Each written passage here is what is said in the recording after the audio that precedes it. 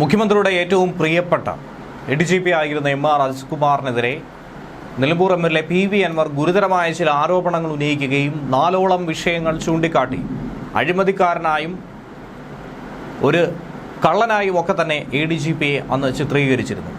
എന്നാൽ തൊട്ടു പിന്നാലെ വിജിലൻസ് അന്വേഷണം നടത്തി ക്ലീൻ ചീറ്റാണ് MR അജിത്കുമാറിന് നൽകിയത്. മുഖ്യമന്ത്രിയും ഹാപ്പി. അതിനുശേഷമുണ്ടായ സ്ഥാനക്കയറ്റമൊക്കെ തന്നെ നമ്മളേവരും കണ്ടതാണ്. എന്നാൽ മുഖ്യമന്ത്രിക്ക് മുന്നിലേക്ക് ഈ ക്ലീൻ ചീറ്റ് റിപ്പോർട്ടിൽ വലിയൊരു അപാകത ചൂണ്ടിക്കാണിച്ചിരിക്കുകയാണ് വിജിലൻസ് ഡയറക്ടർ. ADGP MR അജിത്കുമാറിന് നൽകിയ ഈ ക്ലീൻ ചീറ്റ് റിപ്പോർട്ടിനെ മടക്കുകയാണ് ചെയ്തിരിക്കുന്നത്.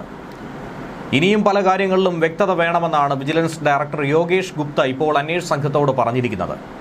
ഇതൊന്നും തന്നെ തൃപ്തികരമല്ല. മറ്റു കാര്യങ്ങൾ കൂടി വ്യക്തമാക്കി വളരെ വേഗത്തിൽ കൊണ്ടുവരണമെന്ന്, നേരിട്ട് ഹാജരാക്കണമെന്ന് ആവശ്യപ്പെട്ടിരിക്കുകയാണ്.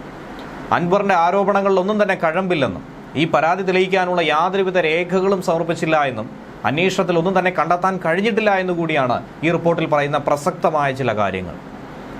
അജിത് കുമാറിനെ DGPയായി സ്ഥാനക്കയറ്റം ചെയ്ത് നൽകിയിരിക്കുന്ന സർക്കാർ തീരുമാനത്തിന് തൊട്ട് പിറകെ തന്നെ വിജിലൻസിന്റെ ക്ലീൻ ചീറ്റ് റിപ്പോർട്ട് സമർപ്പിക്കുകയുണ്ടായിരുന്നു. Thiruvananthapuram special investigation unit SP ആണ് ഈ അന്വേഷണം നടത്തിയത്.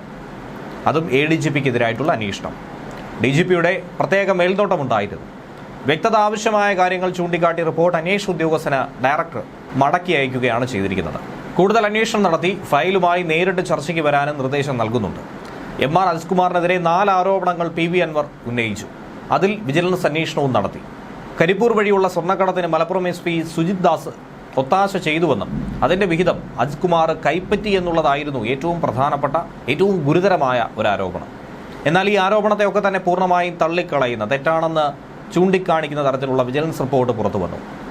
കവടിയാറിലെ ആഡംബര വീട് പണിതതിലൊക്കെ തന്നെ ക്രമക്കേടുണ്ടെന്ന് രണ്ടാമതായി ആരോപണം ഉന്നയിച്ചു. വീട് നിർമ്മാണത്തിനായി SBIയിൽ നിന്നും 1.5 കോടി രൂപ വായ്പ എടുത്തുവെന്നാണ് വിജിലൻസിന്റെ കണ്ടെത്തൽ.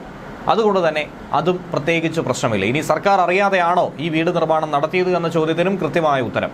വീട് നിർമ്മാണം സർക്കാരിനെ അറിയിച്ചുകൊണ്ടാണെന്നാണ് വിജിലൻസ് കണ്ടെത്തൽ. ഇനി തിരുവനന്തപുരം കുറവൻകോണത്ത് ഫ്ളാറ്റ് വാങ്ങി 10 ദിവസത്തിനുള്ളിൽ ഇരട്ടി വിലയ്ക്ക് മറിച്ചു വിറ്റു എന്നാണ് മൂന്നാമതായി ഉയർന്നു കേട്ട ആരോപണം.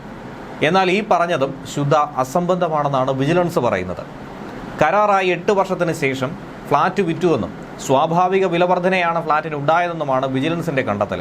2009 കോണ്ടൂർ ബിൽഡേഴ്സുമായി ഫ്ളാറ്റ് വാങ്ങാൻ 37 ലക്ഷം രൂപയ്ക്ക് കരാർ ഒപ്പിട്ടു. അതിനായി 25 ലക്ഷം രൂപ വായ്പയെടുത്തു. 2013 കമ്പനി ഫ്ളാറ്റ് കൈമാറി.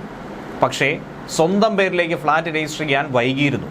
4 വർഷം താമസിച്ച ശേഷം 65 ലക്ഷം രൂപയ്ക്ക് ഫ്ളാറ്റ് വിറ്റു. 2016 ഈ ഫ്ളാറ്റ് വിറ്റത്. വിൽപ്പനയ്ക്ക് 10 ദിവസം മുന്നേ നടപടിക്രമങ്ങളൊക്കെ തന്നെ പൂർത്തിയാക്കാൻ സ്വന്തം പേരിലേക്ക് തിരിച്ച് രജിസ്റ്റർ ചെയ്തുവെന്നും 8 വർഷം കൊണ്ടുണ്ടായ മൂല്യവർദ്ധനവ് മാത്രമാണ് വീടിന്റെ വിലയിൽ സംഭവിച്ചിരിക്കുന്നതെന്നുമാണ് MR അജിത്കുമാറിന്റെ അന്വേഷണത്തിനിടയിൽ വിജിലൻസിന് കണ്ടെത്താൻ കഴിഞ്ഞത്.